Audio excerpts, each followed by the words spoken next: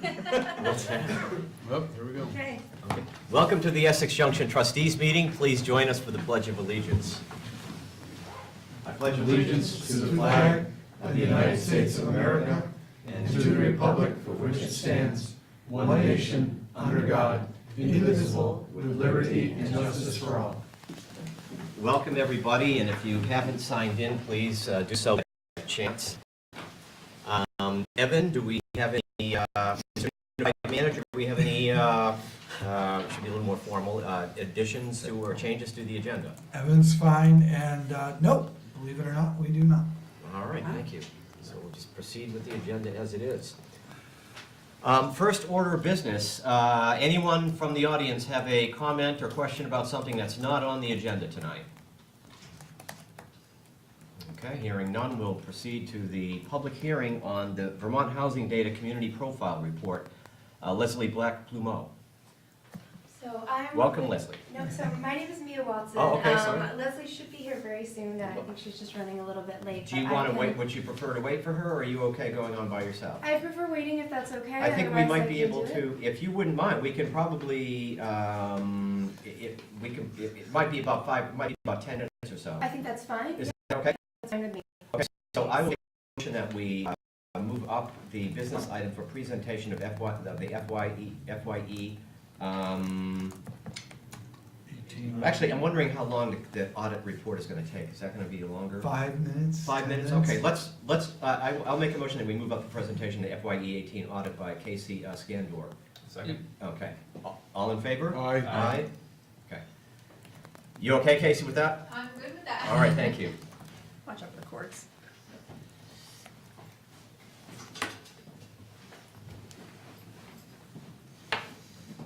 And welcome. Thank you. I'm Casey Scandori. I'm a manager at Cal Brannigan and Sargent, and we've performed your financial audit for the past 3 years. So I assume everyone's already gone through the financial report. Yes. So just to start off, our opinion on the financials is an unmodified opinion, which is the cleanest opinion you can have. So we didn't have any issues or note any findings.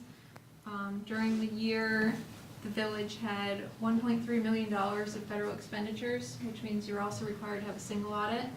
And that also was clean, no deficiencies, no material weaknesses or findings.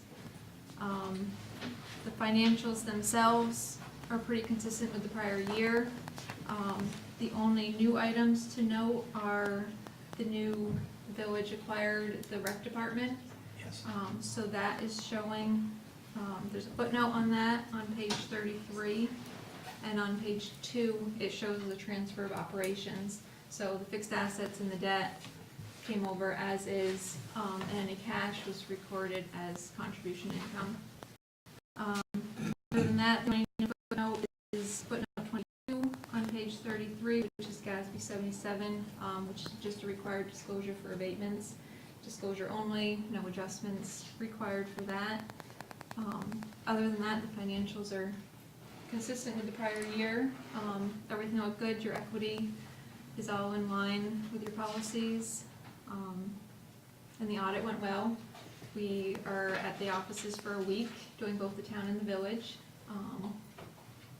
and didn't know any issues. So, Fantastic. if anyone has questions, specific questions on the financials or audit? I'll lead off. I had a question on, I'm looking for it now and I noted it and I can't, and it was just a curious phrase and I'm sure but you said Essex Junction is a high-risk auditee. What does that mean? So for single audit purposes, you're considered either high risk or low risk. And if you haven't had single audits performed, clean single audits for 2 consecutive years, you have to be high risk. So because the village didn't need a single audit in 2016, this is your 2nd year. Okay. So if you have one next year, you're going to be low risk. Okay. And the only difference between high risk and low risk is the amount of testing we have to do. And in your case, your program was just one major, the construction project, so it really had no effect on you. Yeah, I have a question. I know one of the things that we've heard just as village and town have continued to consolidate, from some residences, are there any concerns around any commingling of the books, and that to ensure that a village check goes to village stuff and a town check goes to town stuff? No, we didn't know any issues. As you know from the past, the cash doesn't show on the village, it shows more as a due to, due from. But we go through, it's 2 separate audits, so we are auditing them as if they're separate entities, so we're making sure that all the town expenses are in the town records and the village are on the village side. So Casey, I asked you this at the town meeting as well, since you're the town auditor. Yep. We talk a lot about controls. People may not understand it, but financial controls and the policies and procedures that we follow to make sure the funds don't get commingled, to make sure there's no fraud. Can you tell me about your process in the audit and what you found? Yep, so we do a substantive testing approach for the audit, which we're basically testing balances and transactions more so than the controls. But we do get a general understanding of the controls and walk through several transactions just to make sure that they are operating as documented and as they should. Okay. So during that process, we can find any inconsistencies. I definitely think that you have enough staff. Segregation of duties is one of the most important, controls. So you definitely have enough staff to properly implement that. Thank you. Yep. I'm assuming you were pleased with the audit since you were intimately involved with the whole thing? I was. Yeah. I look forward to a day where we only have to do one. They're here for a week, but that's not all. Staff has to prepare probably a couple weeks in advance. Yeah. We do not know what documents they're gonna ask for. Yeah. Then, once they do, we have to find the document. Most of all of our documents, or a good percentage, are paper still, which we are looking to change that a bit. And then, so they're there, and staff, they direct staff to see this, where's this, and we go get it for them. Yeah. And then they interview staff and the manager and other people if they have other questions. So we had a nice relationship, but Yeah. it, We it's in depth. Yes, and we definitely appreciate how prepared the staff always is for us. It makes our job a lot easier if we come in and things are ready, because otherwise it would be a lot longer than a week. One of the things that we said is, we combined, village and town, we have about $32 million that get moved around every year, depending, and more if you're talking about federal funds and grant projects.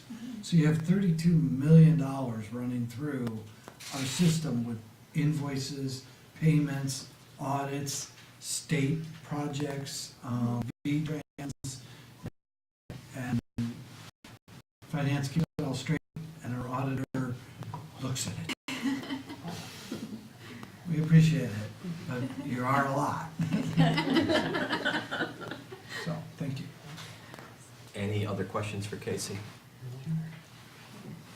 Casey, thank you so much for Thank coming you. and for the very clear and succinct presentation. Really appreciate it. Thank you. Careful of courts.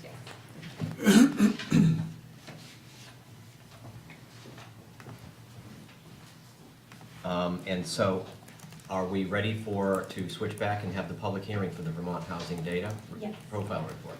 And Leslie, Yes, welcome. thank you. I'm sorry if I had the That's time perfectly wrong. fine. Careful courts. Thank you so much for having us, and we are so appreciative Well, to thank you for Essex coming. Junction for your help with, your support and help with this website redesign project. Just to give you a little background, Yes. I'm Leslie Black-Clement, Mia Watson, VHFA, and our colleague Maura Collins reached out to you all a couple of years ago to see if you'd be willing to be the municipal conduit for our application for a Vermont Community Development Program Planning Grant. And that grant allowed us to redesign this very popular but very outdated website that communities around Vermont have been using to find out more about the people that live in the towns and about the housing stock. and ultimately to identify the needs that need to be met in those towns. And so with your support and Vermont Community Development, we were able to redesign the site, and we wanted to give you a little glimpse into it today. Fantastic. We are going to talk to you mostly about the community profiles piece of this website. That was what you all helped us support, and we've been shopping it around to the state and making sure that the people that can use it know about it over the last couple of months. Mia Watson has been the primary engine behind creating all the visualizations that are on this site and really make the data so much more accessible. Good job, Mia. To people who just want to look something up or want to take a deeper dive. We've been working with Darren in the town planning office a little bit. We gave him the same data report sent to you all in December, and he's been using it to help him move forward with a housing needs assessment. You're going to hear a lot more about that, I think, next month. So I'm going to turn it over to Mia, and she's going to just, actually, we do have a little handout. Wasn't sure if we would have the site up, but just a little bit of something to get you started if you're looking for it. And she's going to just take you on a quick tour of one of our vises. Take it away. Sure. So let me navigate towards the community profiles, which, as Leslie mentioned, is the part of the site that received the biggest facelift. So we revamped the website using an interactive software that does data visualizations called Tableau. And with Tableau, you can hover over data points and get more information, and you can use filters and download data. And so I'm going to start on the visualization that's featured in your handout, and it's about cost burden. So I'm going to navigate to the section of our site that contains that visualization. The new site is organized by area of interest and subject matter rather than geography. I don't know if anyone is familiar with the old site. And this has made it a lot easier to compare geographies, which has been really useful in planning for Essex, where Essex can see where it stacks up to its closest municipal counterparts. So using the filters, I can select Essex and the village. So I'm going to pull up both of those. And I'm also going to pull up Colchester. So this data visualization shows households by housing costs as a percentage of household income, or in other words, cost burden. And cost burden occurs when households spend more than 30% of their income towards housing costs, including rent, a mortgage, or utilities. And when households pay 30% or more, they're considered cost burdened. And when they pay 50% or more of their income, they're considered severely cost burdened. And when household is severely cost burdened, it makes it extremely difficult for them to afford other basic necessities like food, health care, and child care and transportation. So when we look at Essex, we found that it was really striking that in Essex Junction, nearly 1 in 5 households are paying more than 50% of their income. And that means that, out of 1 in every 5 families is probably really struggling to make basic ends meet. And from that point, I think the site provides a lot of other ways to explore this data. In terms of cost burden, it tends to be either on the side of housing costs, as in they're too expensive for people to afford, or incomes, where incomes are too low. And then obviously these factors are very much interconnected. When we looked at the data for Essex Junction, and this is all in your packet, we found that in Essex Junction, rents tended to be fairly similar to the rest of Chittenden County, and housing costs for homeowners were slightly lower, but incomes tended to be lower than the rest of Chittenden County, suggesting that a lot of that pressure in Essex Junction tends to be on the income side. They only got the cost burden Oh, viz, so nothing, pull that no up, deeper or- a dive than that. Okay. I wasn't sure how much time you all would have for us, so we really just wanted No, to that's give fine. you a and little that would- peek, and there's just so much more going on, and that you can decipher through the site. So you see this, and Right. this doesn't really even tell you about renters and owners, this just tells you about the whole population. Right. So now, if it were me and I was curious, I would really wanna look at the renters and look at the owners, and as Mia said, look at incomes, look at housing costs, and kind of try to figure out where maybe the community can make some inroads to help the households that are here, that are, it's not an unusual problem, but, you know, Essex, like other towns, has a lot of residents who are just having so much of their for housing that it makes them so vulnerable to eviction or foreclosure, or just so dependent on things being very consistent. And then if they had some surprising unanticipated expense, could even be a home repair, that can really throw people into a period of a lot of instability. And so that's just a little bit of a peek for you all, and Darren is going to be presenting you with, he's taken this data another step to really hone in on what could next steps be for Essex. And, we have certainly seen other communities have success with doing a housing needs assessment and then handing that needs assessment to a municipal housing commission.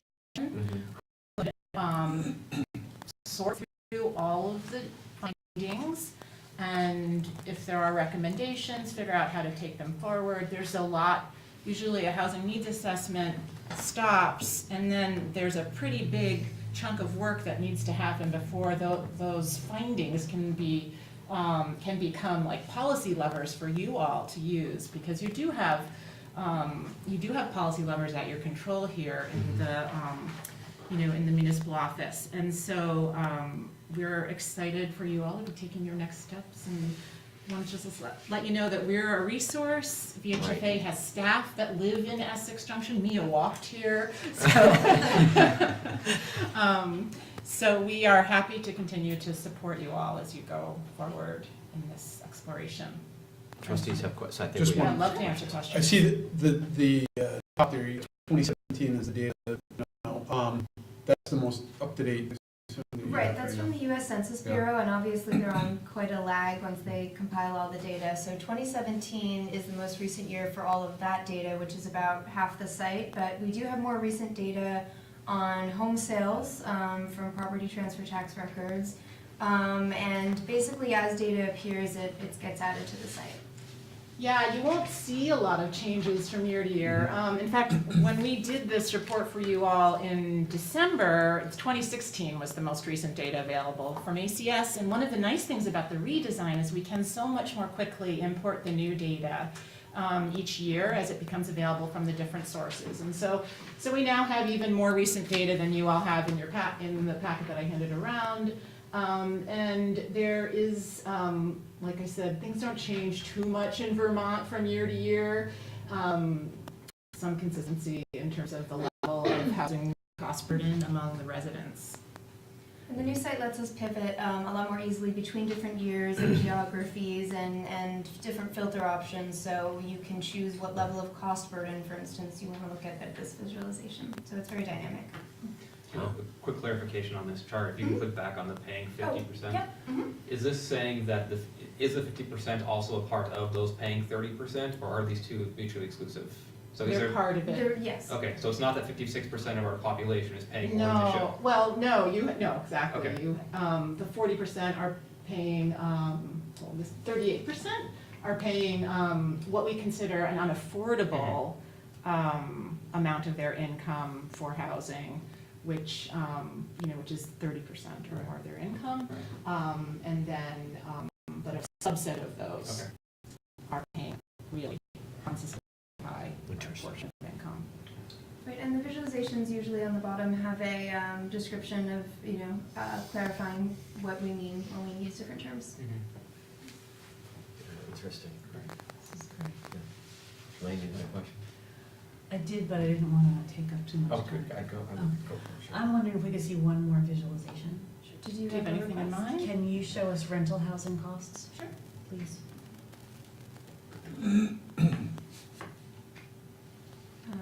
Did you want to look at median gross Uh, rents? median rent.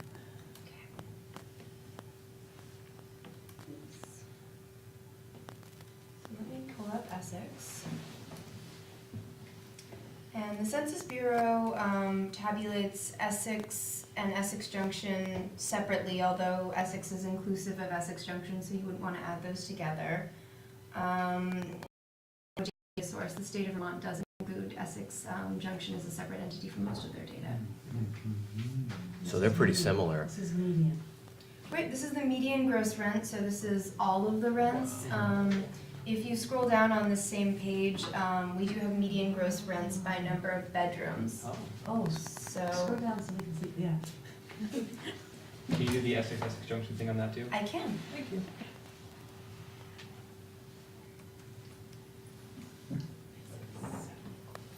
You can take over the rest of the meeting with this. Yeah, I know. We can't keep You know what you'll playing. be doing later. Oh, that's so interesting. Mhm. Right, it hasn't tabulated some of them just because the sample size was likely too small to capture those. Doesn't mean they don't exist, just that the census couldn't do a median. Okay. Oh, that's very helpful. And this is rentals of homes, apartments. Right. Accessory dwellings, it's everything, it's not just certain kinds of units. No, this is any house, any housing unit where the occupant said they were a renter. Got it. Yeah. And so it's inclusive of subsidized. Yeah, And utilities. and it includes utilities? Yeah, this is gross rent, yeah. Okay. Yeah, That's a great tool, and I'm very impressed with how the technology that when it's very impressive. It's really wonderful. This is Tableau software. I don't know Wow. if any of you have played around with it, Yeah. but it takes a lot of learning. Mia is an expert in speaking Tableau, but it took a long time, a steep learning curve, but it was worth it once you get through a couple of these blocks. Yeah. Yep. Does that include accessory apartments as well? Yeah, if the occupant answering the survey said they were a renter, then it would include them. If it was like, my parents who maybe aren't paying me rent, Mhm. they might not have said that. They might not have been included. Other questions from staff? Anyone? Everyone good? I'll actually, anyone in the audience have a question? Okay, no, nothing burning, but this is really fascinating stuff. And I am so glad that we could have been a small part of it to help enable this to happen, so. Thank you. That's very rewarding. Go ahead. Before you leave, if you want to give a little, scroll back up to where the top is, so that way for those of us, or for those who didn't see in the beginning, where they can access this information. Sure, it's www.housingdata.org, and it is under the community profiles section of the website. And from there, you can navigate to the subject matter that you're interested in and select the community that you're interested Awesome. Thanks for having us. We really appreciate it. Thank you. Well, you. Leslie and Mia, thank you so much. Thank you for Thank coming.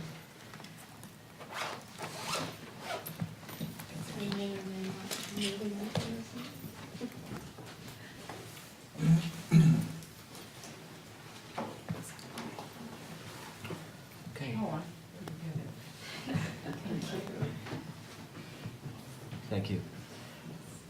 So next up, we have a presentation on a parking study by Rick Bryant from Stantec.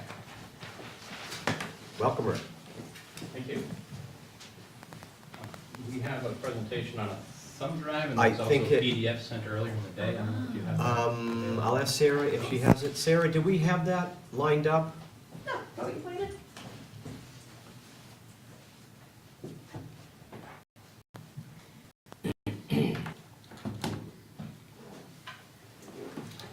I might swing that. Is that okay if I swing that up? Sorry.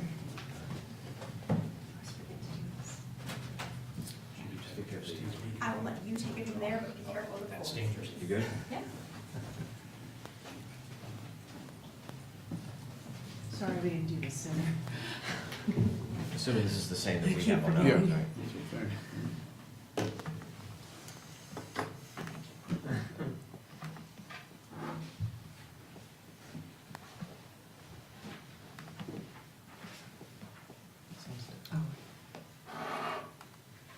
The one we have was dated February 26th.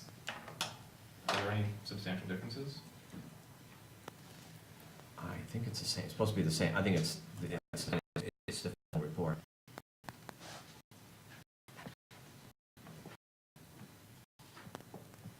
Yours is dated March 12th up on the screen. Are there any changes Yes. from the 26th? I believe so. Okay. Not a lot, but,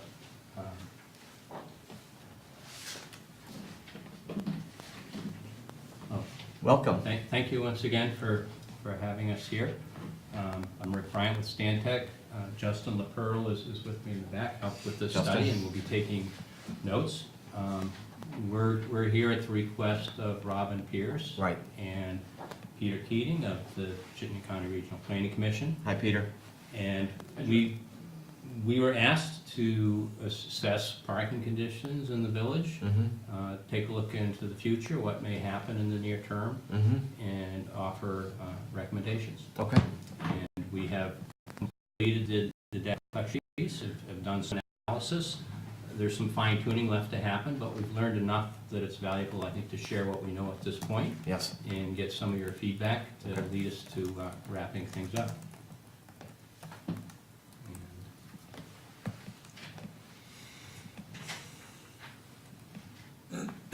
So, in public speaking, they tell them what you're gonna tell them, and then tell them what That's you right, told them. that's what I learned. That's right. So here's our summary.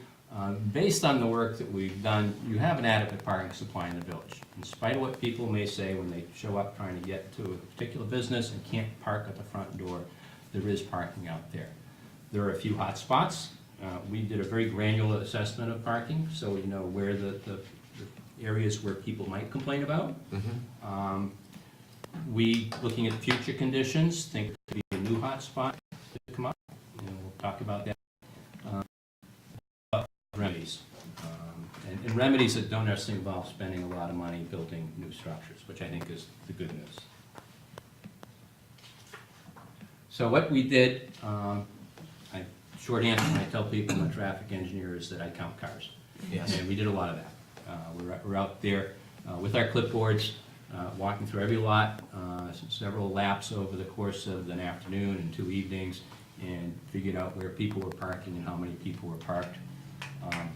We spent time talking to Robin and some developers to figure out what's going to happen in the future and what that means to parking, and projected a future condition, and as I said, came up with some recommendations. So our study area is sort of defined by that red boundary. I guess it defines the village core. Mm-hmm. The 5 corners is the middle there, and I know it's work on the TV, so you have to trust me, and have a mouth. So, but yeah, so there's a 5-way intersection. The middle that you know is 5 corners. Yep. And what we did, and what's shown here is, and it's a map that we got from Robin that tells us green areas are private parking, blue areas are public parking. We went out and first did an inventory. All those blue areas, there's labels you can't read, but we basically we gave a name to each of those lots and a count of the cars in each of those lots for all the blue areas, and all the green areas, same thing.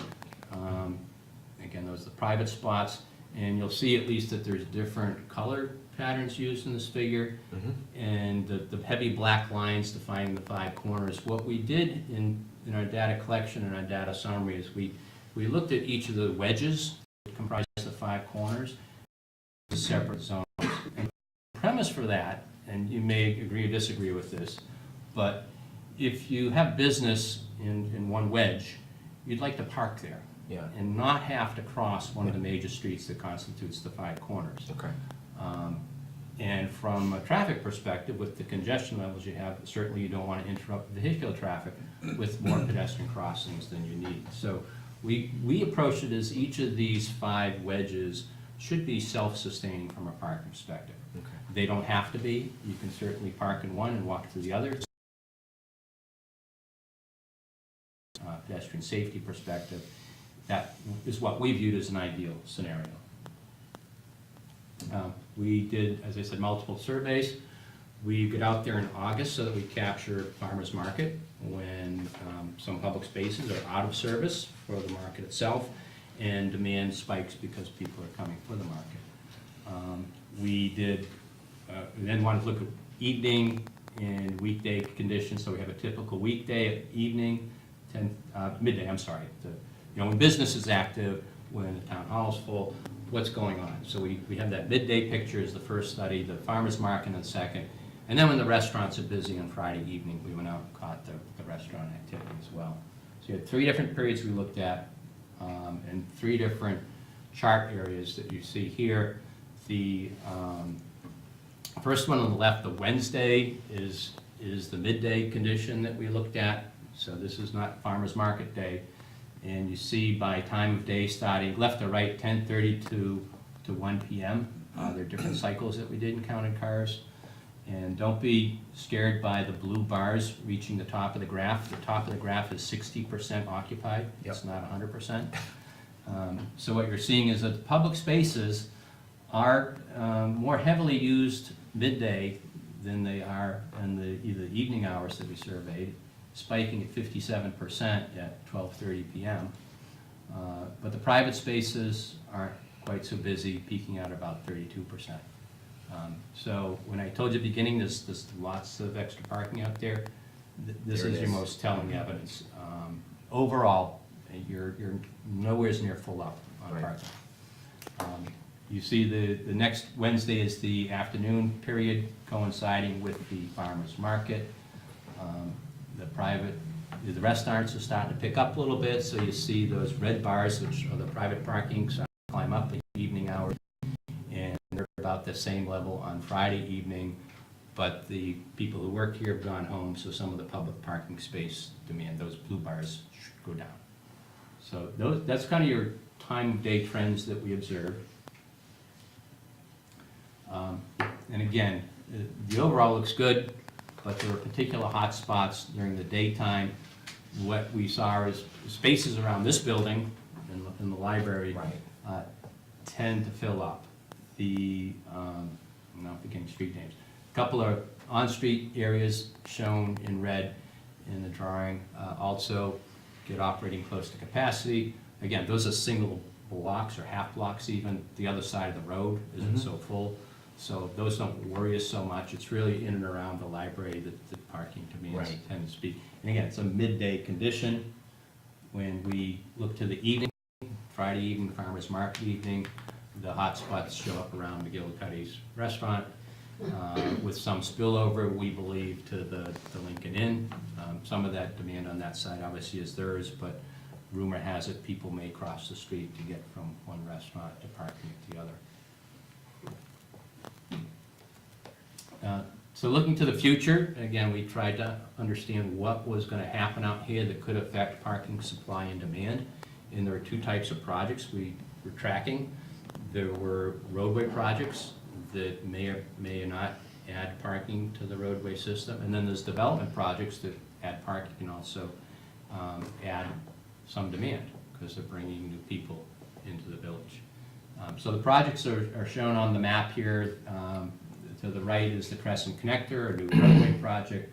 Going to add takes out some parking down at along Park Street, but adds some new parking over by the antique shop and the restoration place. The second project listed is again another roadway project, the possible closure of the last leg of Main Street, simplify the 5 corners. Doesn't happen unless Crescent Connector is built, and again, that's not a certainty.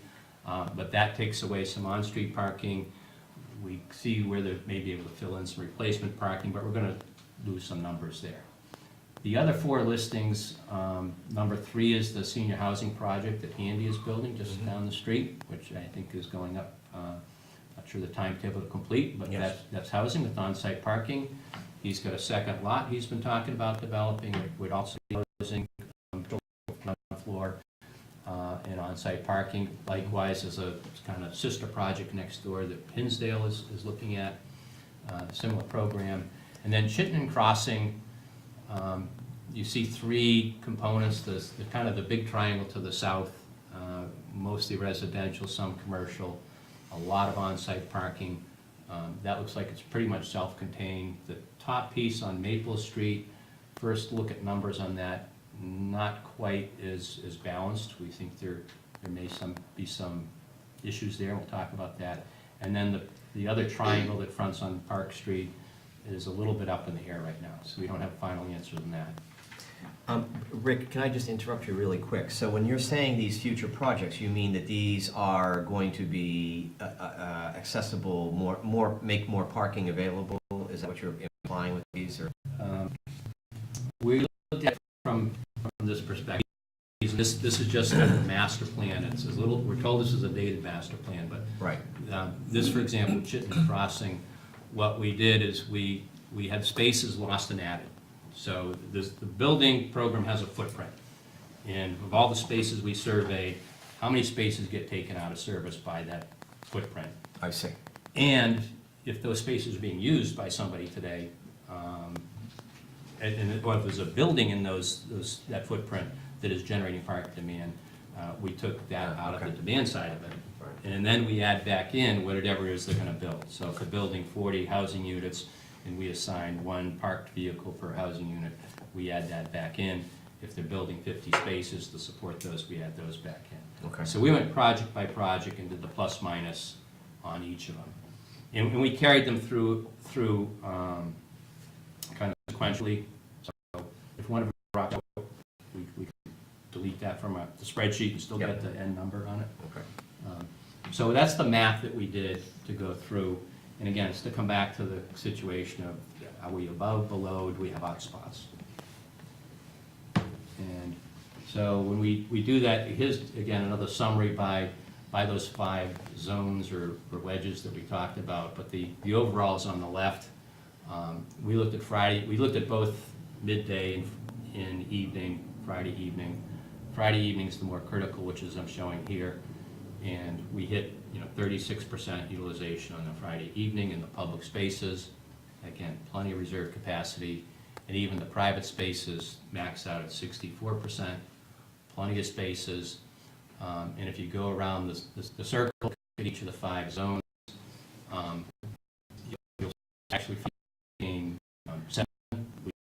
That south zone, for the same reason we made 5 zones, we looked at that one on the lower right, said, well, wait a second, you got 2 rail lines in there, and that Chittenden Crossing thing is really split in 3. What's happening over by the renovation warehouse there, the antique shop, that parking doesn't really serve Lincoln Inn very well. No. Not if you have to cross the tracks. Same thing with the Chittenden Crossing piece that's south of the tracks.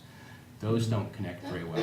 So we did drilled a little deeper and broke that one zone into 3 smaller zones.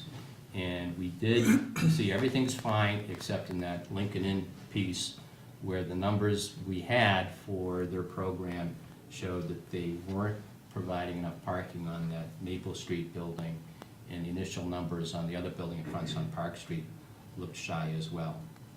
We've had conversations. I apologize, I knew we were supposed to be here 2 weeks ago. I misread my schedule. That's okay. Why we got postponed, but those 2 weeks gave us time to talk to developers. We're still communicating back and forth with them to get the latest information. Things may not be as severe as what we're showing on this graphic, but we do believe there's still merits discussion to understand what they're really proposing and confirm that at the end of the day, there's going to be balance on that site. So I mentioned the hot spots. I mentioned, there's some remedies. The library is the first one, and that's the midday condition. The reality is, there are on-street spaces nearby that can be used for the overflow. There is a lot to the top left, circled in green. We call that the school lot. There's 30, 35 spaces out there. They're unutilized. There's nobody there in the evening. They're half full during the day. There's a steep staircase to get down to the library. Yeah. A better staircase might make those spaces more viable as library parking. And maybe it's employees or all-day parkers who aren't coming and going a lot. Use those spaces and freeing up the spaces near the building for the library patrons who are in and out. I could be wrong, but I think that lot is owned by the school district. Okay. I'm not sure, but I believe it is, because right on the other side of that big empty space, that's an elementary school. Yeah. And I don't know that it would be available, because I think that's a drop-off area for, I'm just not sure. I know it was when my kids were little, and I did it away, but I think it's the school, I could be wrong, but it's still the school, might not be able to put it in there. I'm not sure. Right. And we're aware of that. We're just trying to point out the possibilities. Okay. We know there may be some legal issues. And, one of the things we have a written report that'll go with this, and we mentioned the report, is you have TD Bank across the street that has all kinds of parking that's Yes. not being used. We did a parking study like this in Waterbury. There was a TD Bank right across the street from the Prohibition Pig. Without that parking, the Prohibition Pig would suffer. There was sort of an informal arrangement for that to happen. We suggested they might try to formalize that. Again, those kind of legal Gotcha. issues to explore, but there's parking that's right across the street from the library. Again, there's on-street parking available, and there's the farmer's market lot, which we showed at 5% occupied during the day. So there are public spaces nearby that you don't have to do anything to get access to. Again, you may be able to manage the demand a little bit, push the long-term parkers out away from the building and leave the folks who are just in for a little bit, let them park closer in. That's a good idea. The other hot spot, again, was McGillicuddy's, and again, parts of the Lincoln Inn lot fill up. And the issue there seems to be people just don't want to walk. There is empty space. The back end of the Lincoln Inn lot's only half full in the evening. The school down the street, the former school, I guess, the Lincoln Park Street School. Park Street School. 30 spaces there that are empty at Yes. night. So a quick and perhaps very easy solution at the McGillicuddy's is to let customers know that if they're willing to take a few extra steps, they can readily find parking spot on the same side of the street as the restaurant, not have to cross Park Street if they're sneaking into the Lincoln Inn. Better for a lot of parties, and gives you a little more walk time to assess your ability to drive after a couple of Guinnesses. So might be good all around. And the other thing we'll mention in the written report is that surface lot. If you're a resident in that building, I think you can park there. But there's also a garage, which we didn't fully survey the garage. It was dark, private property, but we did poke our heads in doing the survey, and the garage was virtually empty. So if you're living there and you're parking in the surface lot out of convenience, maybe management can talk to those folks and say, move your car downstairs in the evening so the restaurant people Every can apartment gets 2 parking tags, 2 spots, one down below, and then they're allowed to use upstairs too. Yeah. So, because a lot of them have 2 cars. So there's maybe some discussion with the owner of the building of ways to better serve the demand that's there. Maybe employees get to park in the basement if they drive, those sorts of things. So,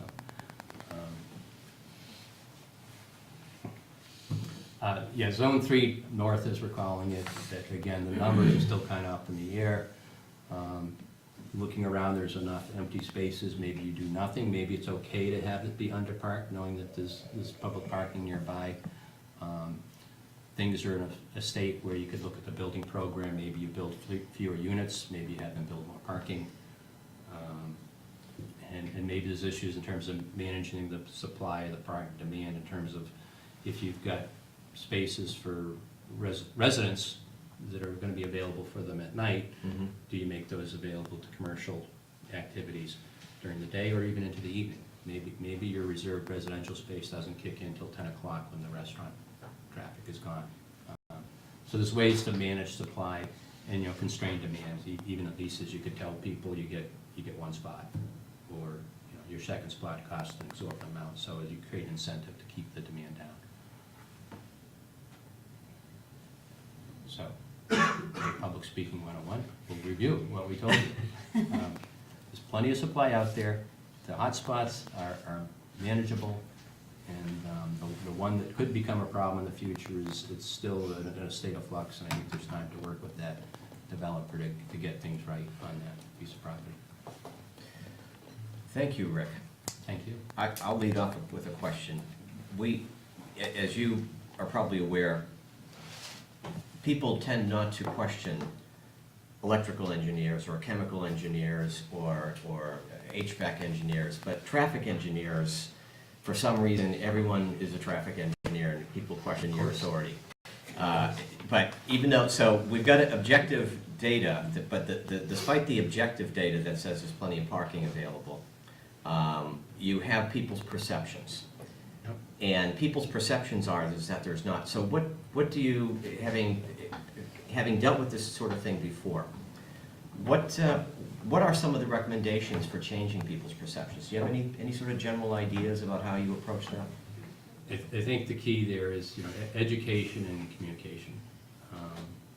When you come into McGillicuddy's and you're exasperated because it took you so long to find a parking space, whoever greets you should be able to explain to you, the park school has plenty of parking. Did you check there first? Or do you know that there's a farmer's market lot across the street that is always empty this time of night? Mm-hmm.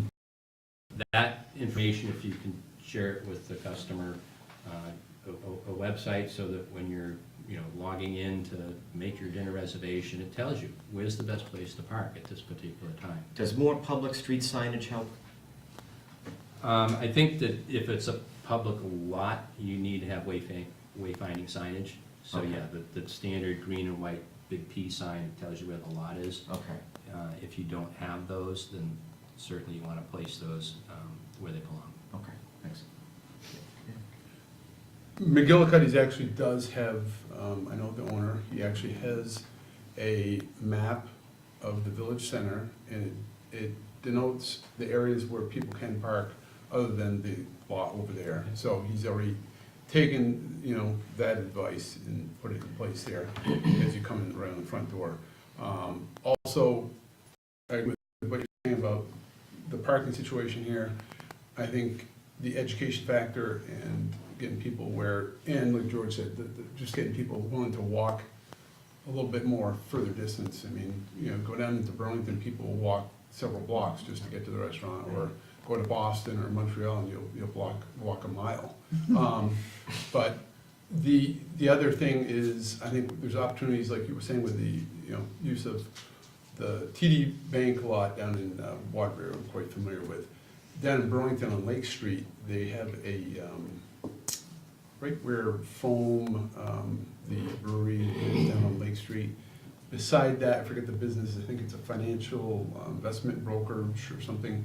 They have signage that indicates that the lot is open to the public use after hours, on weekends and everything. And I think that's something I brought up our board for. I think something that we need to pursue more often in the village, to try and get MOUs with existing businesses, that are vacant, like you're saying, and have some kind of signage that we'd be willing to pay for or whatever to get access. The city of Burlington has pursued that, following an example set in Portland, Maine, where in fact there is a parking vendor or operator who manages all the private lots in the evening and collects fees for that. So that if you have an office building in an empty lot that's convenient to restaurants, you can collect revenue from that by having it used in the evening. I understand that the way it's being done in Burlington isn't ideal, that if you overstay your limit, the penalties are rather severe. So that's something to think about. You don't have a paid parking situation here, so bringing that operator today isn't available. The notion of, yes, getting MOUs, waiving liability for people who are using a lot after hours, certainly opens up. As you saw, the private supply out there is way more than adequate. There's plenty of empty space as well, and the space that would be more convenient to the restaurants in the evening. Other questions? Anyone from the audience have a question? Yeah. We're open here. State your name, please. Yeah, Patrick Murray. I'm a resident of Essex Junction.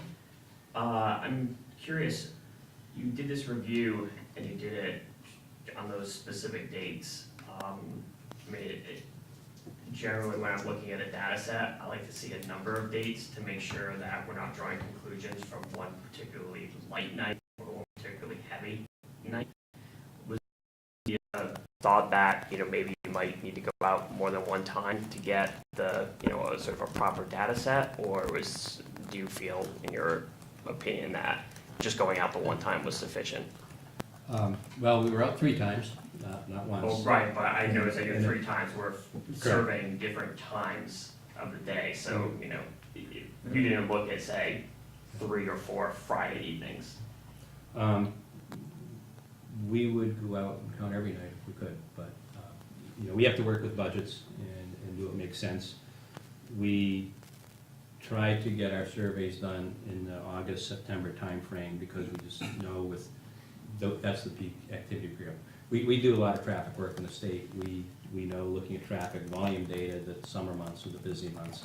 That's when people are out and about, that's when the tourists are here, that's when the numbers go up. So we're trying to get the busy time of year. We're in South Burlington. We have employees who help in the surveys that actually live in Essex Junction as well, and had them involved in the surveys, and they're sort of our eyes and ears to say, so we did the counts, you live there, does this look typical? So we have that feedback as well. And we think we captured typical conditions. If we miss something, we're certainly open to doing a spot count. There's a big event coming up or a big date that we're concerned about, we could go back and do a quicker survey. Rick, could you go back to your slide that says future utilization Friday evening? One of your zones has a public at 420% Yeah. and private. Can you please explain that? So looking at the building programs and the number of residential units that are proposed, the amount of commercial space that's going to be proposed, in estimating parking demand for those 2 uses, what we're seeing is there's going to be more demand for parking than there is parking proposed. Now, the 420 sounds extreme, but that's, the public spaces in that zone are very small. And to get to that number, I'm trying to remember what it was exactly, it was only 4 or 5 spaces.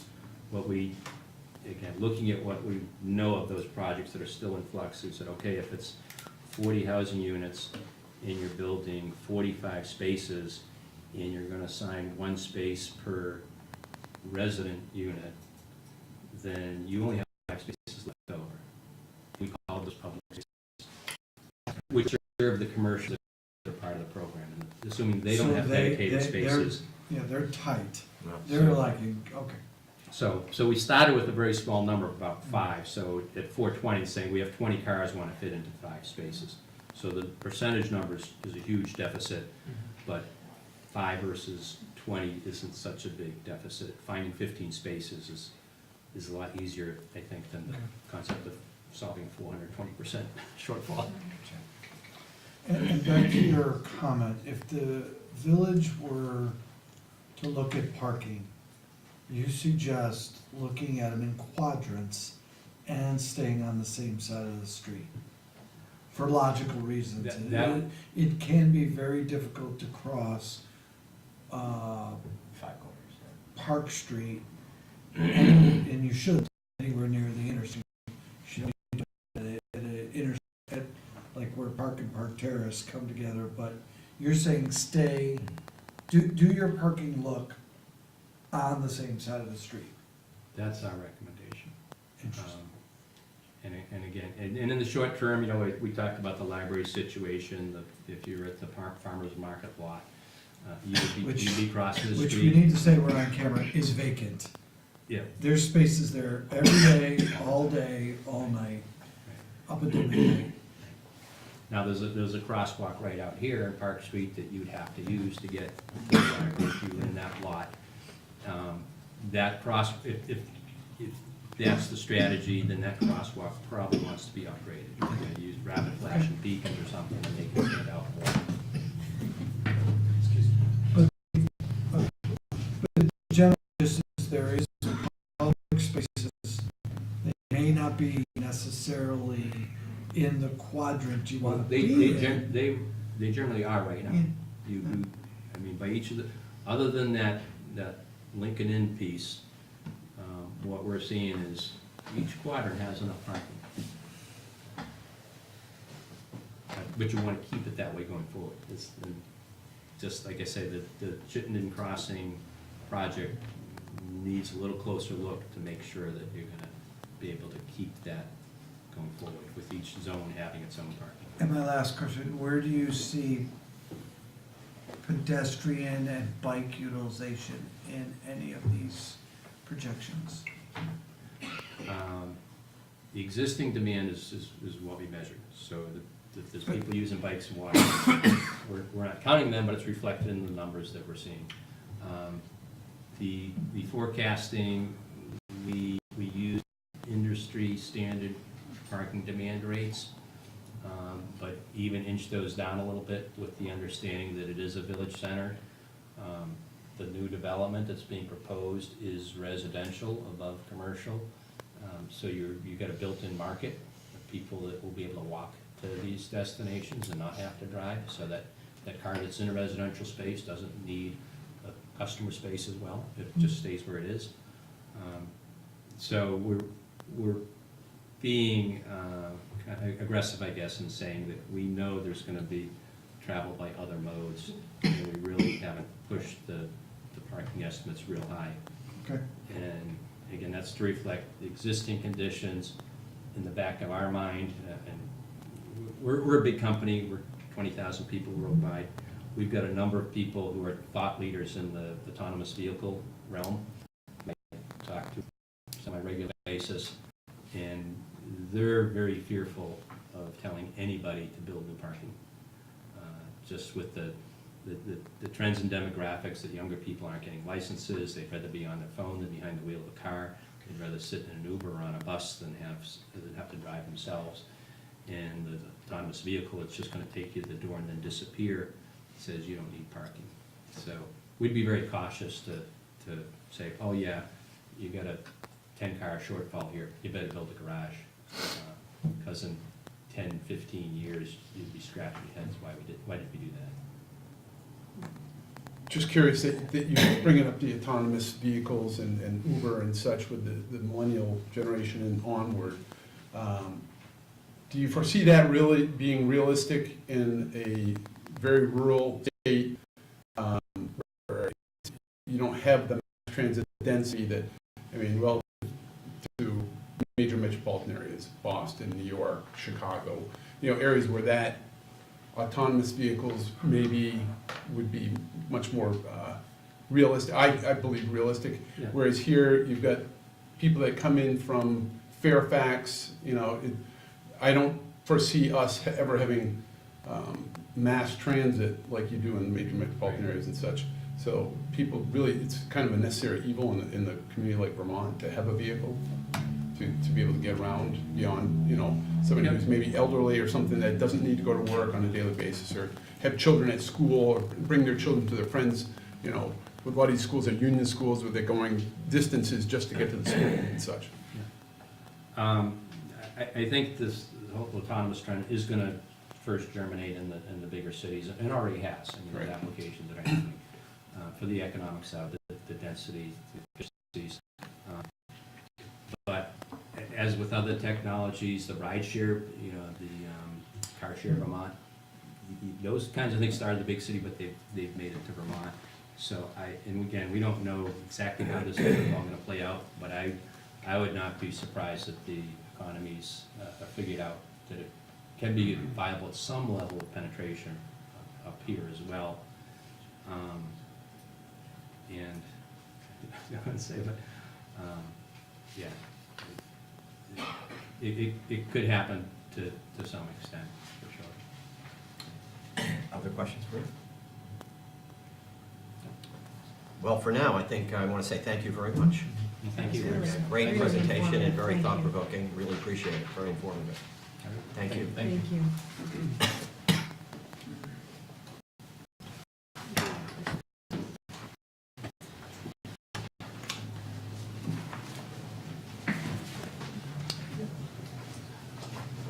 Next, we're going to hear a presentation about potential Green Mountain, speaking of transportation, Green Mountain Transit route changes from John Moore. Do you guys need the computer? No, we don't. It's all Yeah, it's very, Especially when it backs up somewhere. Well, good evening, everybody. welcome, welcome. Thanks for having us. I'm John Moore, I'm the Director of Transportation at Green Mountain Transit. Right. Joined by Marty Powers, who's a longtime GMT Commissioner from the town of Good Essex. to see you. Paul Bowden is the other Commissioner Paul who's is in sunny Florida as we speak. So- Aha, okay, that sounds good. So thanks for the invite. We just wanted to get in front of you folks and give you some updates on services that we're bringing up to bring to a outreach process. Right. Before we do that, we're meeting with municipal staff. We met with Evan and his team a few Right. weeks ago, and then governing bodies and trying to get some feedback before we kind of move towards the public process. Just some background on this. I think you folks got a memo with some brief information. Last summer, we completed a multi-year comprehensive service analysis, looking at all of our services. We operate in a 5-county region in northwest Vermont. We operate about 50 total bus routes. So we hired Nelson Nygaard, who's a well-known transportation consulting firm. They came in, they did an in-depth analysis of all of our routes, and they also looked at market analysis and potential demand where we could provide better service with the same amount of resources. Meaning that we're going to have to look at trade-offs. We want to try to concentrate our limited resources and maximize the return on investment in transit, which you guys pay into. Town of Essex is about $250,000 a year, so it's a substantial investment. We want to try to maximize the return on that through increased ridership, reduced congestion, and greenhouse gases. So really looking comprehensively at our services and trying to be as efficient as possible as we can, with the main goal of increasing ridership as much as we can within our service area. So just a quick background, for the routes that operate within Essex and Essex Junction, there's currently 3 routes. There's the Essex Junction route that operates from downtown Burlington out to Amtrak and then back to Burlington. The number 1 ridership route in our system, almost 500,000 people a year take that bus. It's about 1,900 on a daily average weekday. Out of that, roughly 1/3 border light and Essex Junction. So, size of Burlington, very productive route, really high ridership. Then we also operate the number 4 and the number 10 route, which both start over here at Amtrak. The 4 goes up to Essex Outlets down Sand Hill Road, back to Amtrak. And then the number 10 operates from Amtrak out to Taft's Corners and back. So looking at making changes to basically every route we operate, all 50, different levels of changes based on ridership and density and other factors. So I'll quickly go through kind of the thought process and some of the actual changes we're proposing. And then I'd love to leave a few minutes and get any feedback or questions you guys have. But for the Essex Junction route, probably the main change we're looking at making is increasing the frequency, how often that bus runs. For the most part, right now it operates every 15 minutes during the peak kind of rush hour times, and every 30 minutes during the peak periods. We're proposing to operate that every 20 minutes, 6 a.m. to 6 p.m. We feel that it makes it more convenient. You don't really need a schedule. You just kind of know what stop you're going to get on, and you kind of just know when that bus is coming. And if you miss it, you're only going to wait 15, no more than 20 minutes for the next one. We're also looking at improving evening service. That's something that we hear a lot about. We do a lot of onboard surveys, a lot of non-rider surveys, kind of asking what would it take for you to get on the bus. One thing we hear quite a bit is evening service. Right now, during the basically Monday through Friday, the last bus that departs downtown Burlington's at 9:40. So if you want to go out and get dinner or other activities, or you work retail or off-hour shifts, you can't really get back to Essex. So we're proposing to operate the number 2 bus. It would operate at 11 p.m. from downtown Burlington back into Essex Junction. That's Monday through Saturday. So I think that's a big benefit. Improving Sunday service. We started Sunday service out to the village a few years ago. I've seen, pretty healthy ridership on that. Bus is only operating every 75 minutes, not very convenient. We want to cut that in half, run that bus every 45 minutes on Sunday. The other big kind of plan we're looking at is interlining the Essex Junction route with the Shelburne Road route, and then doing the same thing with the Williston route and the North Ave.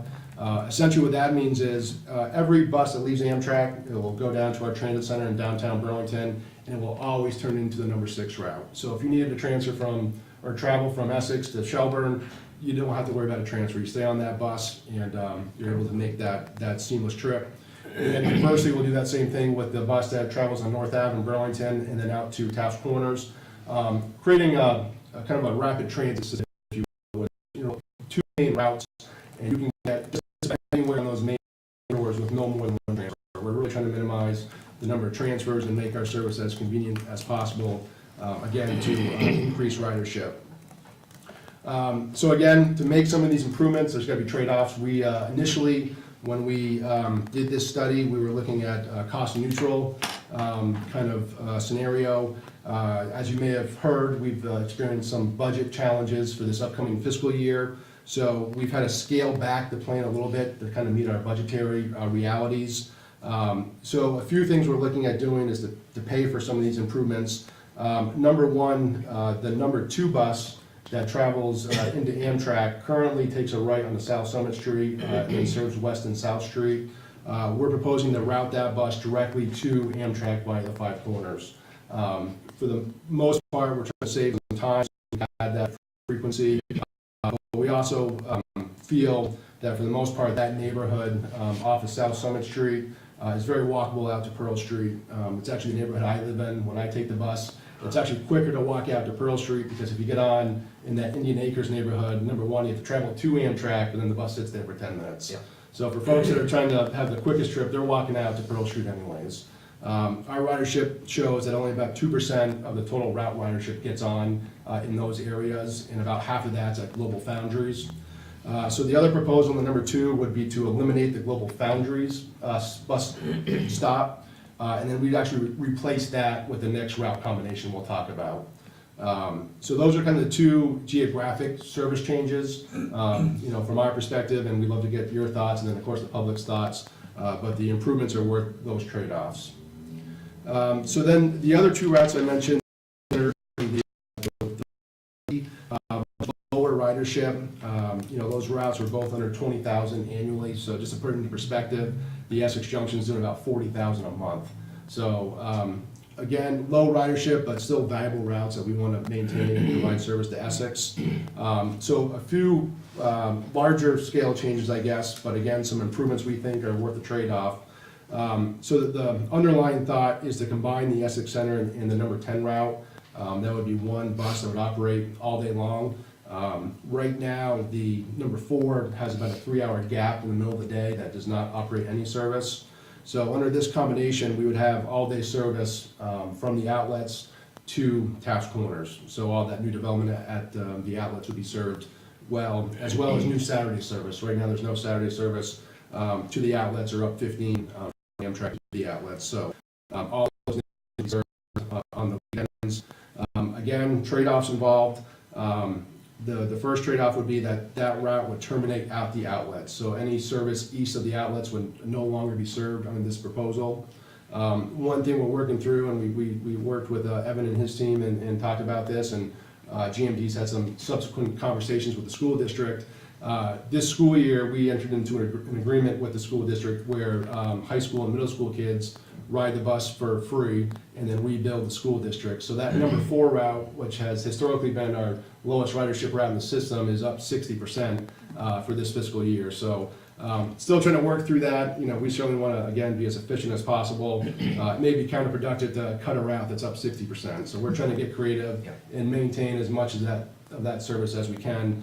Again, when we started the study, we didn't have an agreement in place, and ridership was much lower. So hopefully there's some creative way to maintain some level of service out to Sand Hill Road, and then River Road as well. The other thing I'll quickly mention on the number 4, While there's no Saturday service and there's that gap in the midday, that does operate every 30 minutes. Under this proposal, it would operate every hour. So just another thing to note.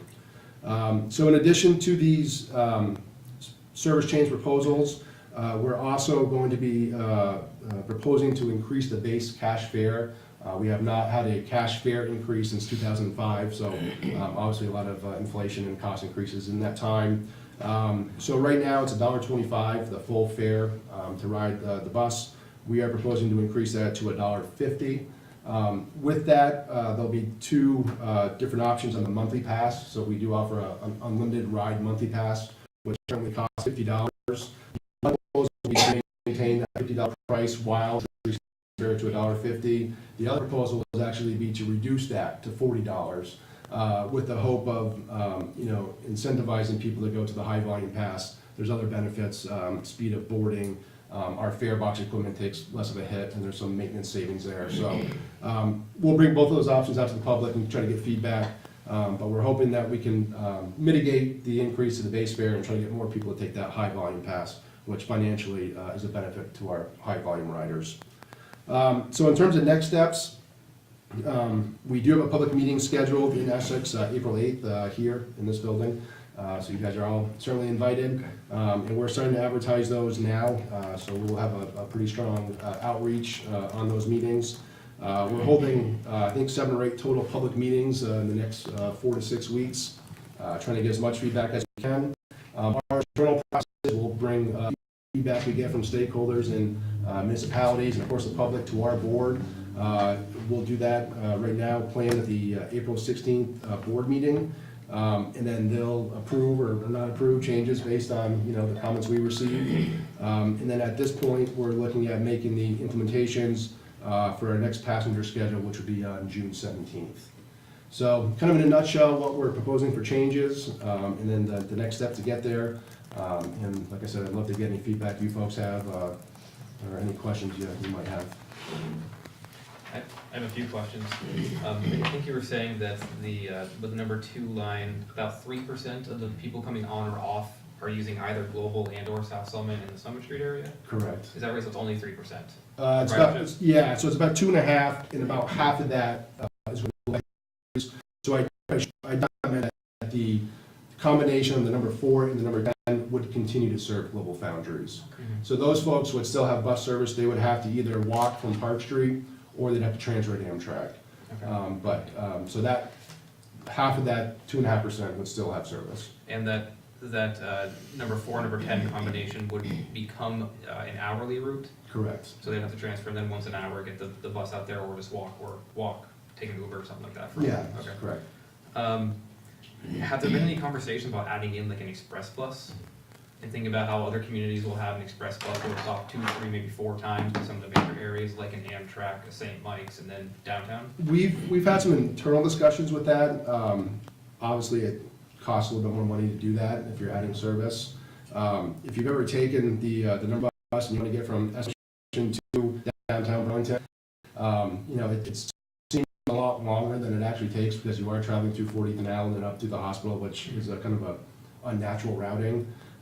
So there's no plans in this study to add express buses, but in the future, if we can identify park and ride locations, that's a key to express bus service.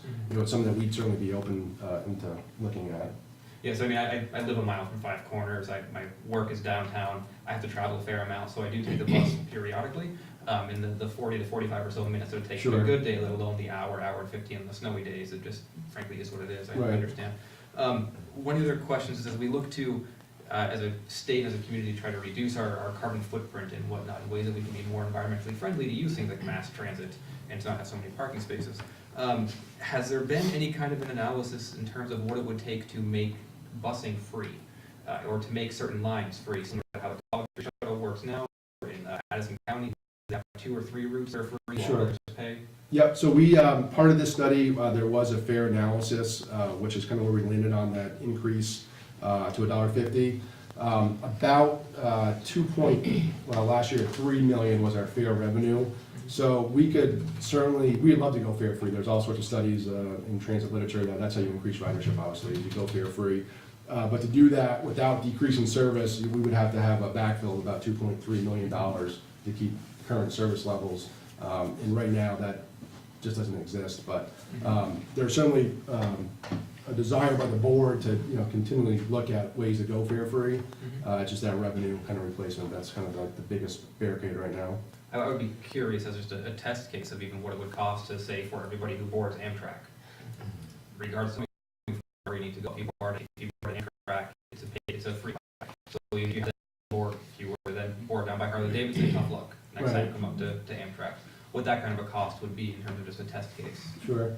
Yeah, we could certainly think about that on a pilot project.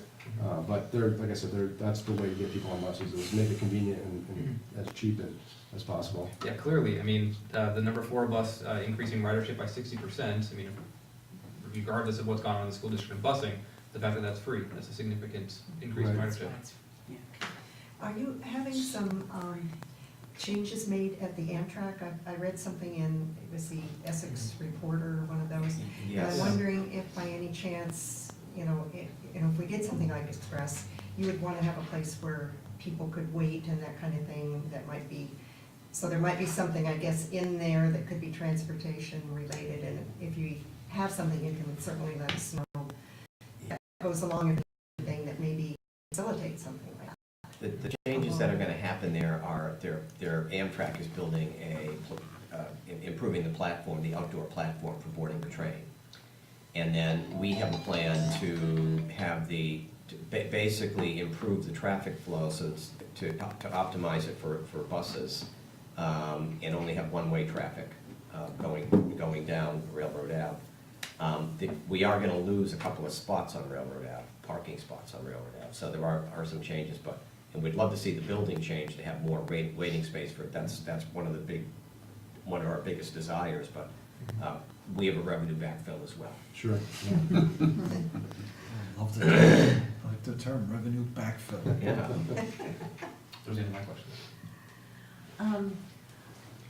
Each year that you guys come to talk to us about your budget, I have asked for if we could get a route from Amtrak to the Richmond Park and Ride. And I'm just wondering if that is in any, I would take the bus to Montpelier every day. I work there if there were a bus.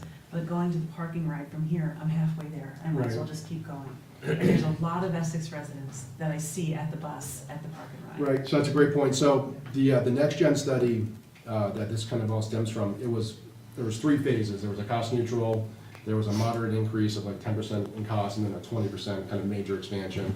And the park and ride shuttle from starting in Essex was included in both phase 2 and 3.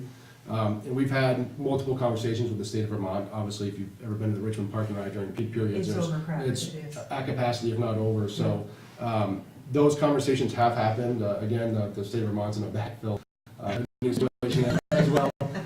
But so conversations have been going on for 3 or 4 years. So I don't have any short-term, good news about it. But I think there is the demand, and there's interest at the state level, who's a key funder of ours, so we can certainly progress that. And one of the reasons we put that in the study is that we have documentation kind of showing the need for that service.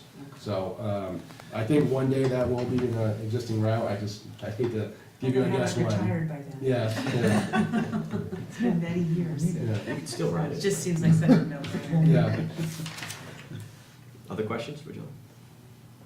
I know you're going to make a lot of people happy by eliminating the South Street passage there. Yes. We've had some of them visit us. Yes. So it's, I Think think it's a great We've had idea. some phone calls, so. Yeah.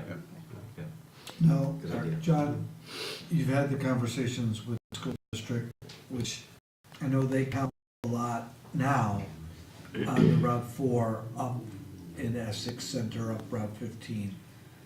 So you've had those good conversations. That's why but it's still gonna stop at Essex Center. The number 4? The 4, that's where its terminus is gonna be. So under this proposal, it would stop at the outlets. If we can work with the school district or other funding partners, we would like to continue that route down Sand Hill if we can.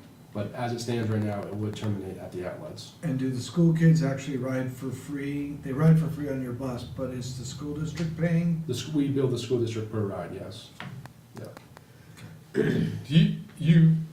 I travel into Burlington every morning and go over on Riverside, and I see the CCTA, Green Mountain Transit, I'm sorry, buses stopping, picking up kids.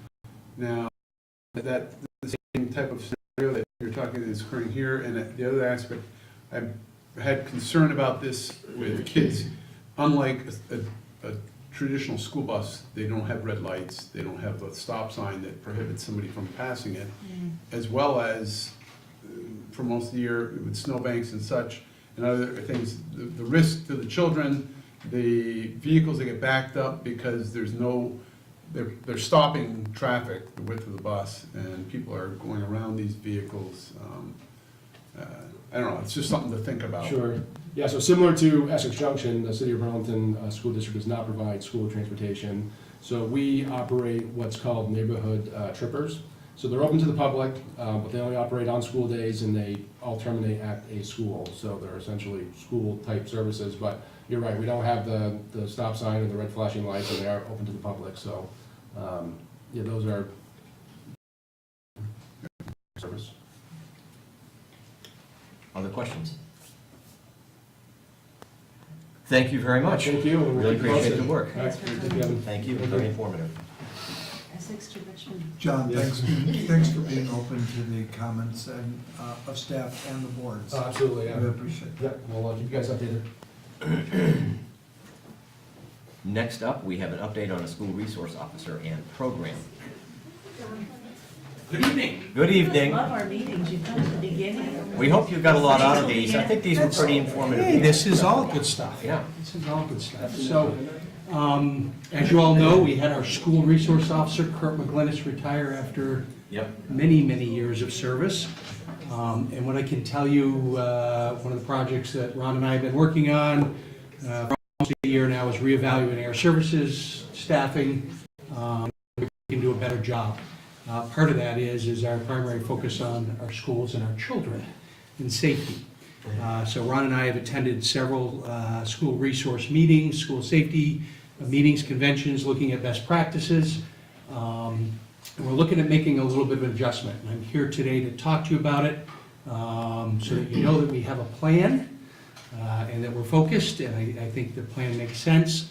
But you may hear from your constituents some questions. I want to make sure. So we're going to meet with the trustees, follow up with the select board, but just so that you have an understanding.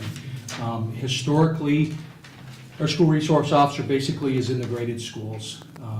And basically, well, back in the day of DARE, basically did drug resistance education, and that's kind of morphed into almost its own program. Where in the last few years, Kurt teaches in the health classes, he teaches in some schools have, investigative classes, but a lot of it's based on good decisions, stranger danger, drug resistance, that type of stuff.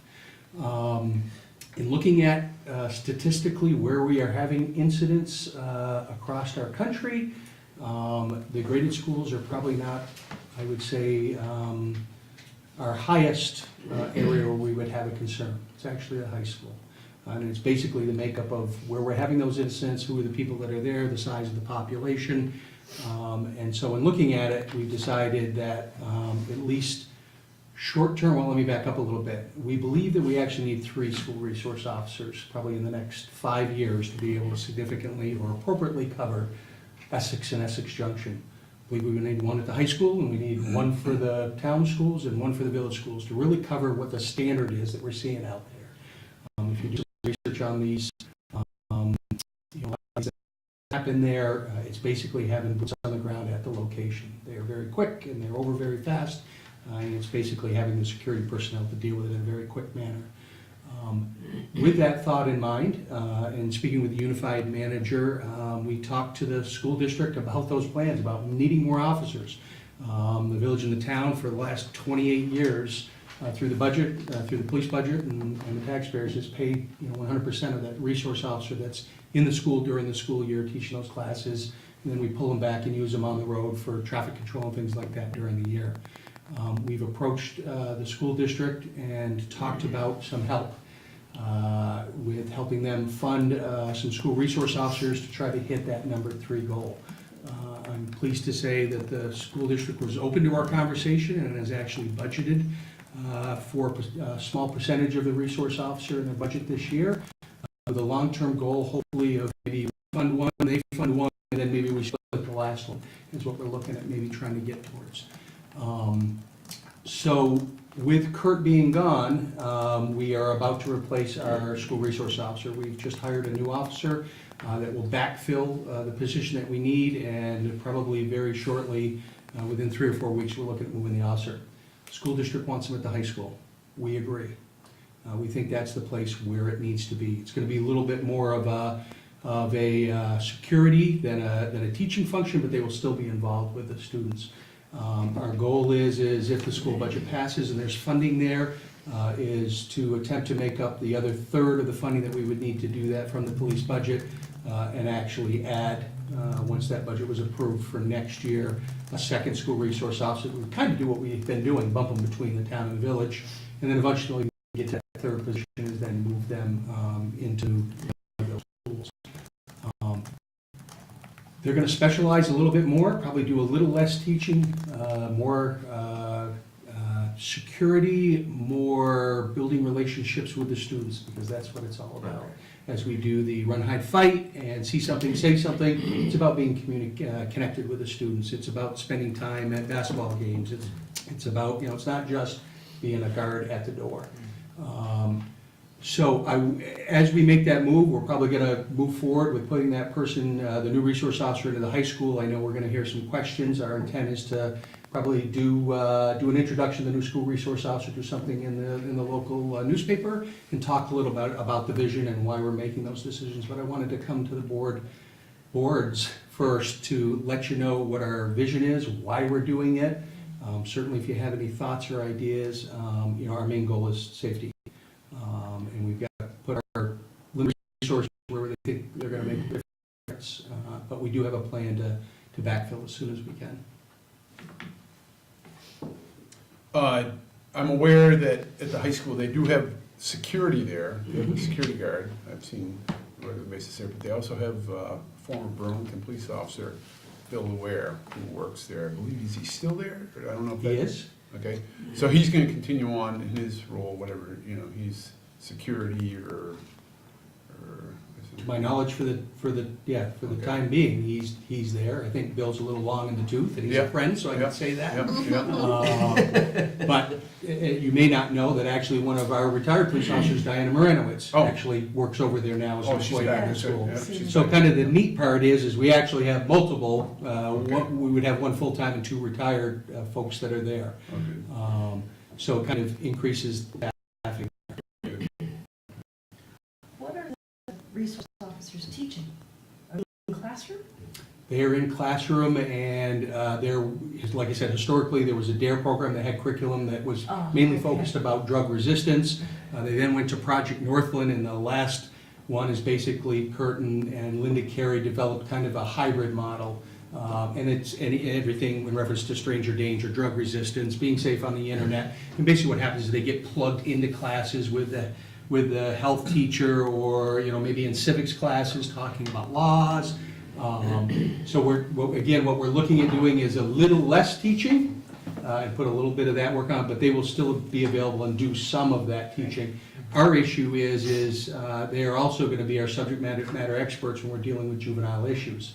Our problem is if we have a juvenile issue and we have someone in teaching in a class that we've made a commitment, and we have a juvenile in another school, that school resource officer out of a class where they're scheduled to be to then go deal with the juvenile incident.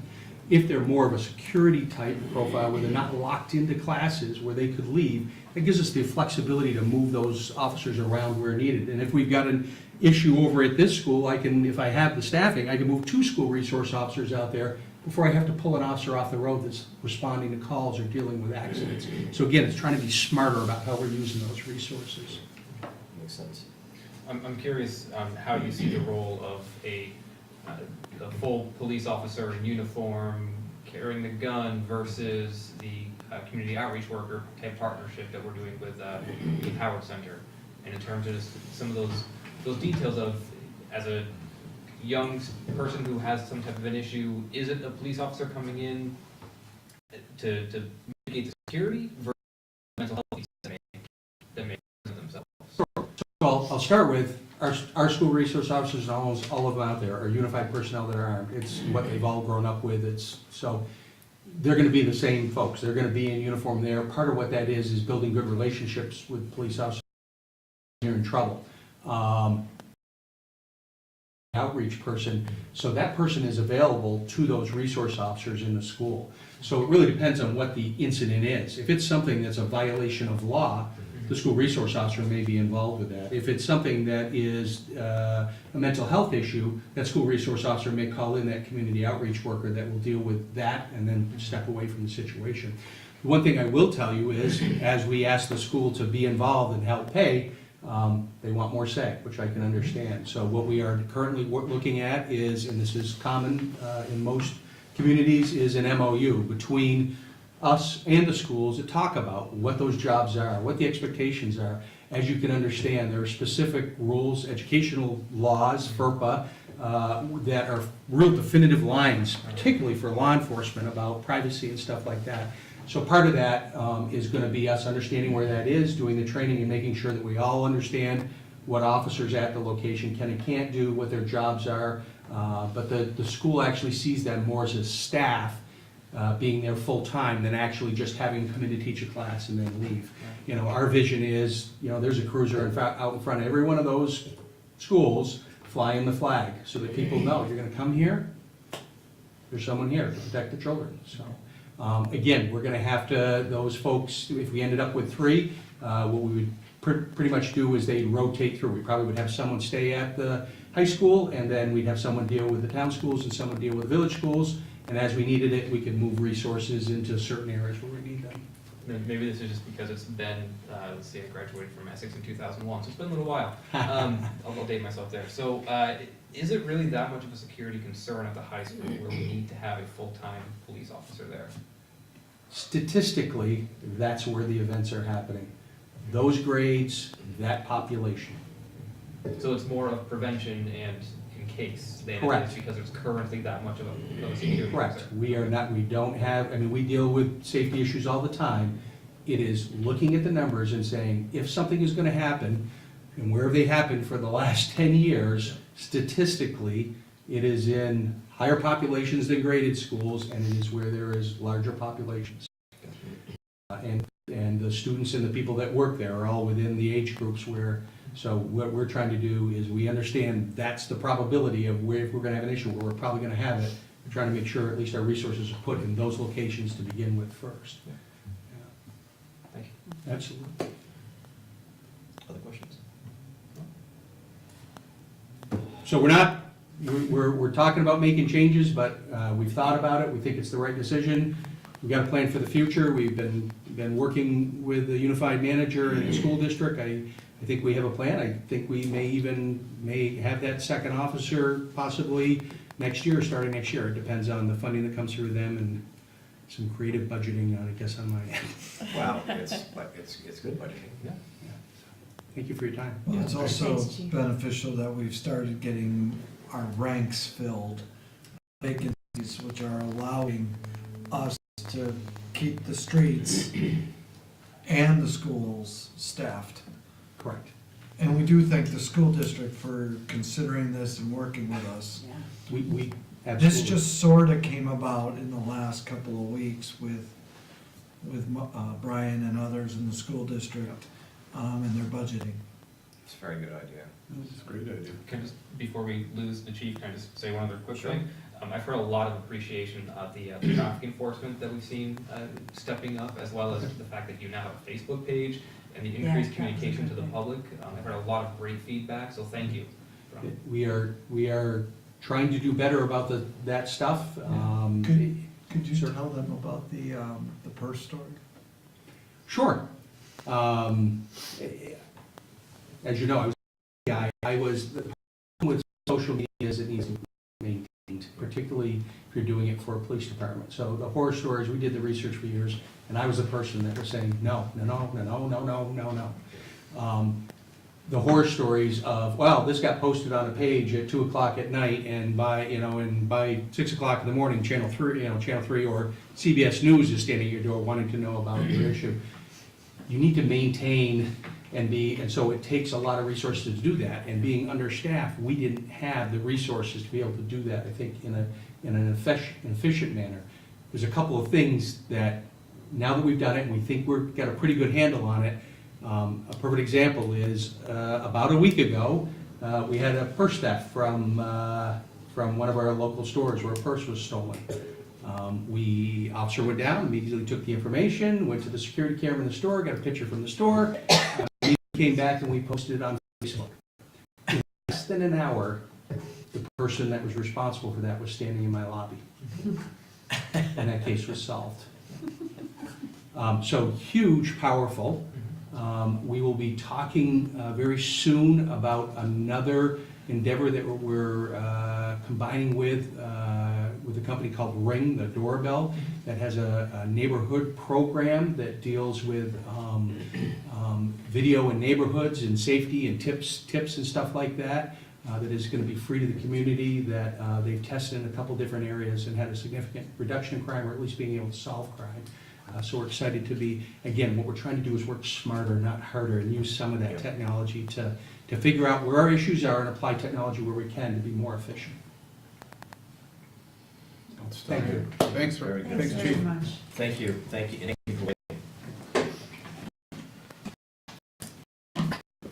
Okay, we are on to annual meeting preparation.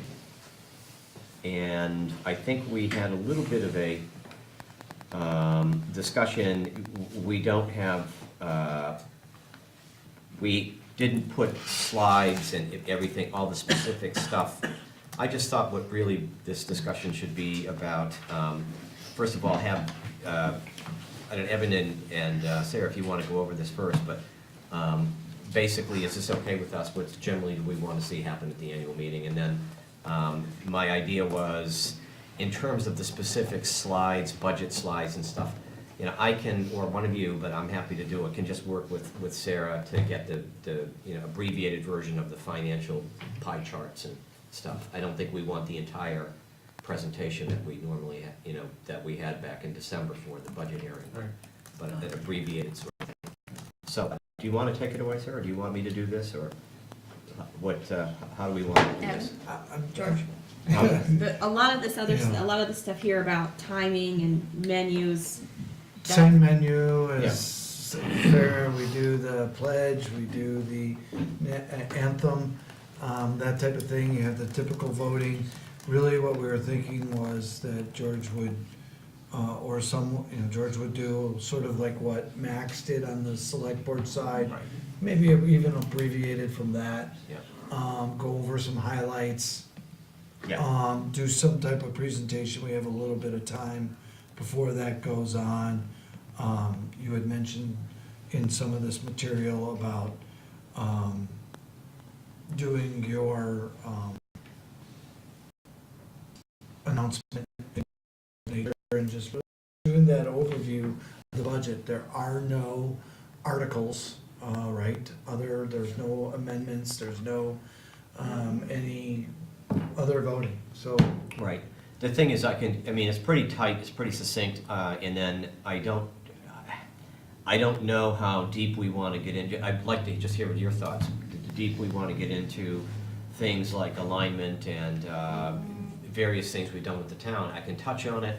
Do we want to dig way down into it, just superficially go over it? What are some of your thoughts? I think that's something that I would more or less look toward after the budget vote, and then we open it up for public discussion on matters, whatever, then I feel that we could save it till then. Yeah, it's just that so much of our budget is intertwined now with the Yeah, towns. but like we said, you do an overview of what's going on. Okay. We're going to drill down into the what's going to happen in the future. What are you doing from here? Where are you going? What about this? What about that? We'll address it. We're specifically leaving it to what has been done, and as far as the future, getting further into those matters, we'll leave that for the Right. What has been done with this Right. budget Exactly. allows for, Right. for future discussions, the After, article, right. whatever it is. Yep. Okay, and so that, I can lead, what we can do is we can lead that off. Do you want me to do that, or does one of you want to do that? Anyone, any volunteers? Volunteer, want to talk about? No, okay. You've been doing a good job. All right, okay. I could just, all right. Anything else we want to put into this? I'm sorry if I missed what you said, but, Max always does a consolidation to date and how much we've saved to date. Right. Will you be including that? Well, that's again, I thought I could maybe, since that is budget related, I would probably could touch on that, some of that in the budget. Yeah, As long as it's pretty specific to the budget, and then maybe a broader thing in term, when we talk about just give an overview of where consolidation and Right. the governance discussion is. I would just like people to continually see that it's an Right. average of $200,000 a year or something that we're saving. Even if it's just that one slide and say, wow, this is town-wide, we know Exactly. that we pay approximately 40%. Well, because it's Give split. or take. 42% grand list basis. Okay. Wow, approximately. Exactly. I just calculated yesterday. Don't approximate the finance. She's numbers. Right, trust Sarah. Yes, ma'am. So, do we have, You can is there anything verify, else too. other than this that you wanna put in there? Are you looking for comments or changes to the documents that we're gonna hand out, the Q&A and such? Well, let me, Yeah. yeah, I was going to, but let me just say, just in terms of the flow of the annual meeting, anything I'm in sorry. terms of. No, that's okay. But any thoughts, everything, is that good? Anything else we need to add? Okay. Yeah, looks good. So, yeah, let's look at any of the documents now. I'm not ready to give like specific line item edits, I'd like a little bit more time to read it and then get back to you if Okay. there's changes. Is there like a particular deadline? Which document are you talking about? All of them, I wanna reread them and just make sure that, It's gonna be pretty I quick. think It the says annual June meeting, Well, yeah, 24th, it says right here. the end of the week? oh, absolutely. yeah, some of this stuff has to go into the annual report, and it has to get printed.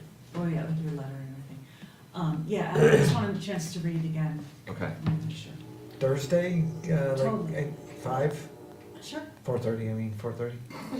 I'll try to have He's it. out of Yes. the country, so you probably. Well, it goes to Yeah. Tammy, Right, but I just in case there's a deadline obligation, it's absolutely. Friday of Thursday, 4:30. I can absolutely do that, thank you. Okay. How about the other, so this is questions and, I mean, are you talking about these things as well? Right, this is the whole packet that we're gonna either hand out with the annual report or be printed in the annual report. Which things are gonna be printed in the annual report, do we know? I don't. Usually it's just the letter and I then think the it's just rest a are statement from the handouts. trustees. Right, I think the rest of these are handouts. right. I would agree with that. Mhm. Yeah. So the rest of these, you could probably take your time. I'm sure they'd like to That's get them fine. done, but I think the high priority would be the trustee statement, because I think Darby gave me until, she hit me with a deadline last week, so. Absolutely, I tight. will do my best. And I want to thank Sarah and Darby and Evan for some edits in here. Have in the back of the annual report, the glossary that we usually have. This is something I brought up to Sarah.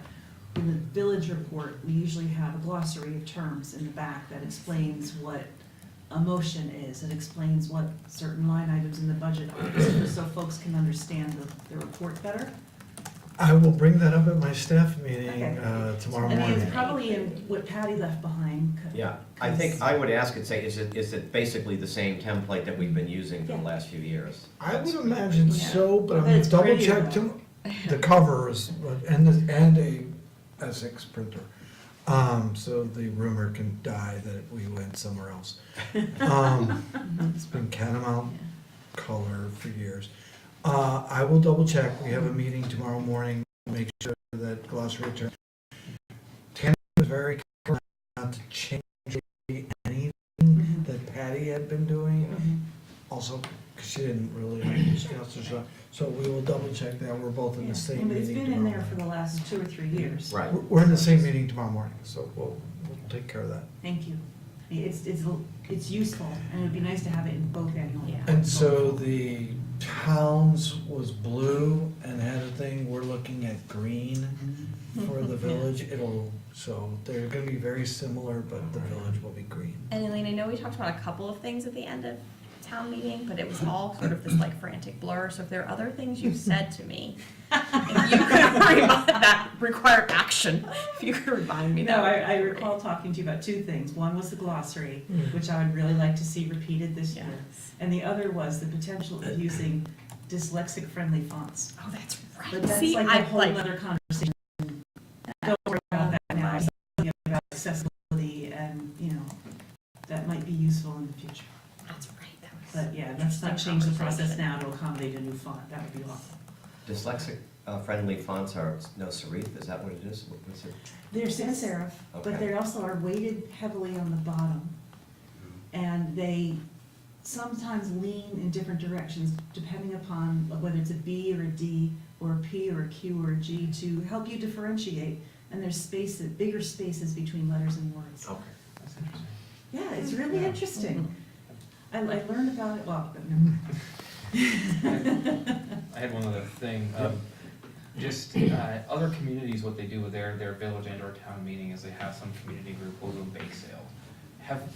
For as far as I can tell, we've never done that. Is there a reason why we've never had a local PTO, the Four Winds program, somebody come in and say, "Buy this stuff"? Well, we're probably in the beginning, so that Right. was There was a bake counterintuitive. sale at town meeting. Who was think doing we've that? had them. Who There had a was. table with food? I Oh, was- no, I'm sorry, no, that was. The library, Essex Gas has talent, sorry. oh. Wrong app, wrong. I can understand that in some communities. We may look at it, but we have a lot of entities. Yeah. And to narrow it down to one per year or something, Mhm. plus spaces at a premium, at least at the town meeting, if you've been on the hallway, it is It's packed. packed. Yeah. Until, two or more of the comments out of the people that did surveys was, start on time. Well, we would love to start on time, Yeah. but everybody's registering to get in Right. and we wait, so. Because they eat first and then they register. So. I guess there's- food trucks offer a future year where maybe we'll buy a cupcake from some nice place. Pun intended. Food for thought. That was But definitely. we can take that as a suggestion. One other thing I'd like to consider, I brought this up before, and regardless of where governance discussions and everything goes, I think that there is an opportunity to consolidate these annual reports. I think that's something that, I mean, it is something that could be done. I know it's tricky in terms of preparing the budgets and warning the budgets, I understand that. But I think that maybe if we anticipated doing it, we could plan on it. And I've even said, I think it'd be interesting to see if we couldn't get the school district's annual report, the village's annual report, and the town annual report into one annual report. Well, you're ambitious. Well, yes, but, you know, the city of Montpelier is able to do it. I understand it's all under one governance structure. But on the other hand, I was so impressed by looking at it because it gives, it gives all the information for the citizens in one place. Instead of saying, here's three important separate documents, it puts it all in one place. So I think it'd be something that'd be worthwhile. And I'm sure it'd be, you know, horrifying for staff to, for the first few years, to figure out how to do it.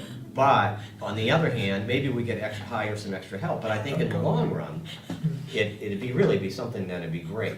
It's a solvable problem. Yeah, I think it's a solvable It's a great problem. Mhm. Anyway. They're not right. Right, right?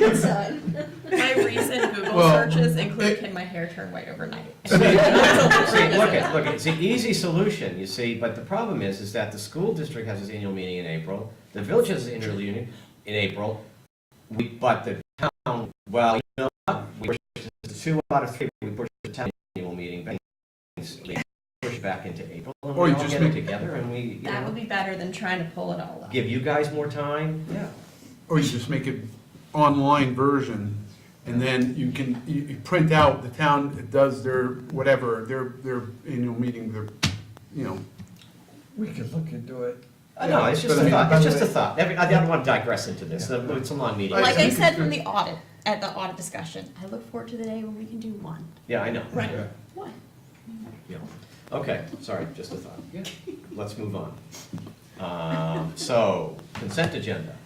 Can I say something? Oh, yeah, go ahead. Regarding the preparation, is it possible for the village to put out a vote today sign?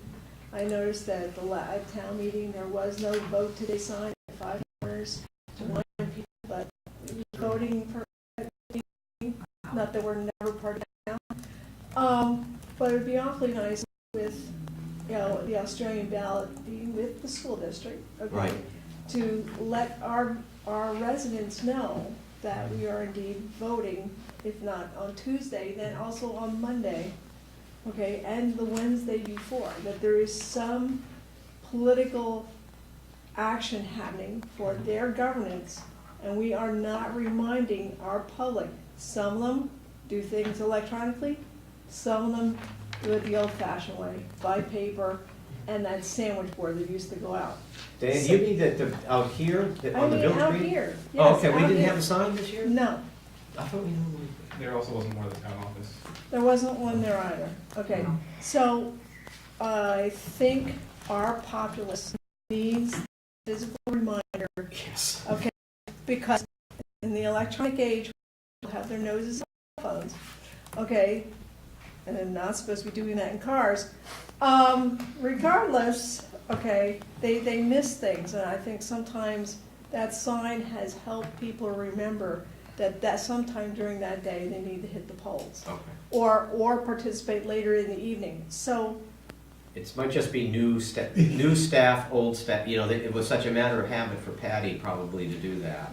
And it might have been a number of things that that didn't get communicated, but that's something that can, I'm sure, I think we've got the big flag. as I drove past here at 6:15 in the morning, there was nothing out here, okay, Yeah. on my way to the polls to set them up.